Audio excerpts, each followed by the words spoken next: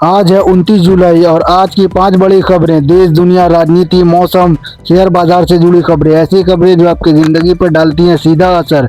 मेरे साथ हिंदी में देखने के लिए जुड़े रहिए। संसद का मानसून सत्र आज ही बहुत सरगर्मी भरा रहने वाला है। लोकसभा में आज पब्लिक एग्जामिन बिल 2026 पर सरकार का अपना अंतिम जवाब और स्पष्टीकरण पेश करेगी। इस कड़े कानून के मुख्य उद्देश्य सरकारी नौकरी और राष्ट्रीय स्तर की परीक्षाओं में होने वाली धांधली, पेपर लीक और संगठित नकल माफिया को पूरी तरह से लगाम कसना है। गृह मंत्री का कहना है कि यह कानून देश के करोड़ों युवाओं के भविष्य को सुरक्षित करने के लिए ऐतिहासिक और विजनरी कदम है। दूसरी ओर विपक्षी दलों इंडिया गठबंधन के मुख्य मुद्दे पर सरकार के खिलाफ मोर्चा खोल दिया है। विपक्षी पार्टियों का आरोप है कि सरकार शिक्षा व्यवस्था और परीक्षाओं की चिंता को लेकर गंभीर नहीं है, जिसके कारण देश के छात्रों को सड़कों पर उतरना पड़ा, मजबूरी का सामना करना पड़ा। आज 29 जुलाई 2026 में सुप्रीम कोर्ट की धारा की ऐतिहासिक भोजनालय कमाल मौला परिषद की जुड़े कुछ मामलों में मुस्लिम पक्ष ने उस याचिका की सुनवाई निर्धारित की है जिससे मध्य प्रदेश सरकार द्वारा शुक्रवार की नमाज के लिए उपलब्ध कराई गई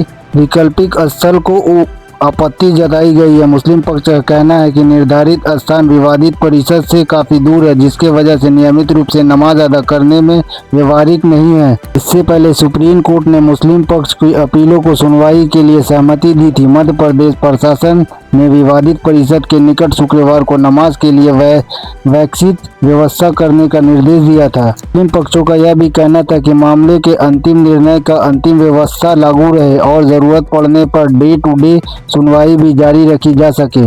आज की सुनवाई में अदालत मुख्य रूप से यह देख सकती है कि राज्य द्वारा उपलब्ध कराए गए वैश्विक स्थल अदालत से नियुक्त के अनुमान का है या नहीं। मुस्लिम पक्षों के आपत्तियों का समाधान किस प्रकार किया जा सकता है। मिडिल ईस्ट में बड़ा युद्ध का खतरा, जॉर्डन ने अमेरिका बेस पर ईरानी मिसाइल हमला। वैश्विक प्रकट से इस वक्त सबसे बड़ी और चिंताजनक खबर मिडिल ईस्ट से आ रही है। जॉर्डन में स्थित एक अमेरिका सैन्य अड्डा पर ईरान ने जोरदार घातक बैलिस्टिक मिसाइल दागी है। हालांकि अमेरिकी सेंट्रल कमांड का दावा है कि उसके डिफेंस सिस्टम में सरप्राइज अटैक के तौर पर दागी गई है। इन अधिकांशों मिसाइलों को हवा में ही नष्ट कर दिया गया था। पूर्व उत्तर राज्य असम में बाढ़ के कारण हालात बेहद भयंकर बना हुआ है। पिछले 24 घंटे में 7 से ज्यादा लोगों को जान गंवानी पड़ी है। बाढ़ के मरने वालों की कुल संख्या आंकड़ा बढ़कर 75 हो गई है। राज्य में लाखों लोग बेघर हो गए और सरकारी राहत शिविरों में रहने के लिए मजबूर हैं। इस भीषण प्राकृतिक आपदा से निपटने के लिए प्रभावितों की मदद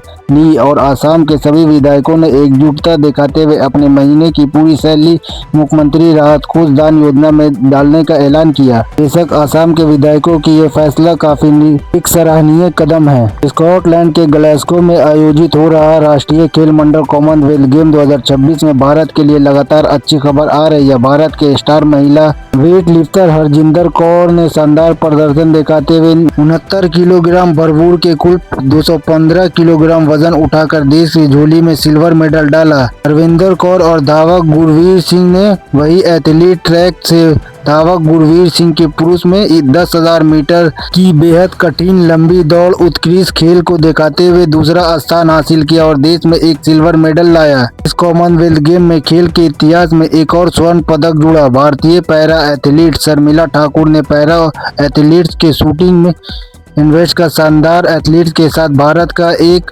प्रतियोगिता का पहला गोल्ड मेडल जीता है। शर्मिला ठाकुर ने पहला पैरा एथलीट इस स्वर्ण और 2 सिल्वर के साथ भारत का पदक तिलक में कुल 12 पदकों के साथ अब भारत दुनिया के 9वें स्थान पर मजबूती से टिका है। ये खबर में बस इतना ही। देश दुनिया राजनीति खेल समाचार शेयर बाजार से जुड़ी खबरें इसी तरह हिंदी में देखना चाहते हैं तो हमारे चैनल ऑफिशियल भारत प्लस को सब्सक्राइब करें।